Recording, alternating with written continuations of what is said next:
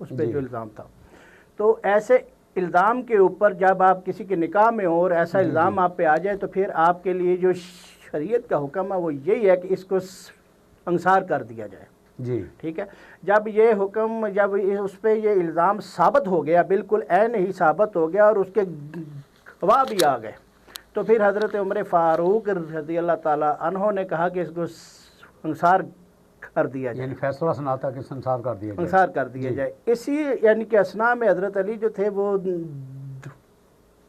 दरबार में अंदर जब दाखिल हुए तो वो औरत बहुत चीखो पुकार में थी। तो आपने पूछा क्या हुआ है, तो आपको फिर जब ये इस बात का इल्म हुआ कि इसके ऊपर ये हद जारी हो गई है, तो फिर आपने उसके आसार देख के आपने पूछा कि ये औरत हामला है, तो उन्होंने कहा हाँ जी ये हामला है।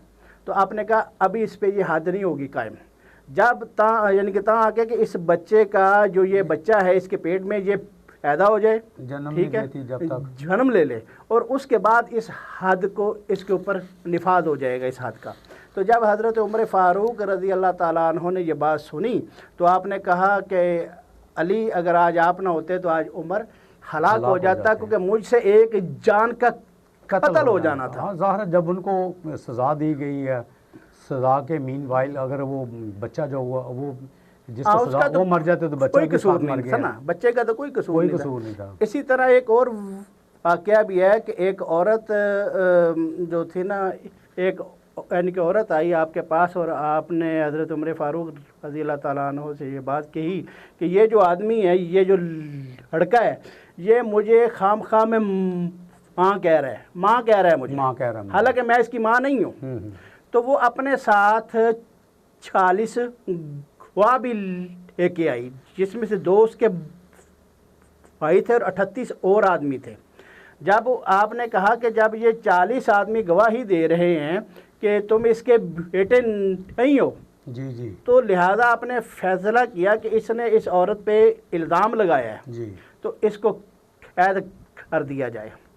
वो फैसला जब हज़रत अली से आपने डिस्कस किया तो हज़रत अली ने कहा कि मैं इस केस को आप दोबारा सुने, जी, हज़रत नहीं करें इस पे ऊपर। जब वो दोबारा पेश हुए तो औरत फिर अपने 40 गवाह जो थी वो लेके आई। तो आपने कहा कि इसके सगे जो है ना भाई 2 वो इधर रहे, बकाया लोग चले जाएं, जी, बाहर चले जाएं, हाँ चले जाएं। तो आपने उस औरत से ये कहा कि तुम मुझे बताओ कि मैं तुम्हारा फैसला बाप बन के करूं या काजी। तो उसने कहा कि मेरे लिए ये बड़ी इज्जत है कि आप मेरे बाप बन के ये फैसला अंजाम दे। तो आपने अपने गुलाम से कहा कि अंबर जाओ घर से 400 दिनार ले आओ। जब वो ले आया तो आपने उस लड़के को दिए और आपने उस औरत को कहा कि मैं 400 दिनार हक महर में तुम्हारा निकाह इससे करता हूँ, तुम्हें कबूल है? कबूल, जी जी। तो वो औरत उसी वक्त आपके कदमों में गिर गई। उसने कहा कि बेटे के साथ माँ का निकाह नहीं हो सकता, ये वाकई मेरा बेटा है। बिल्कुल ऐसे। जी राना अब्दुल सत्तार साहब, आप चूँकि शायर हैं तो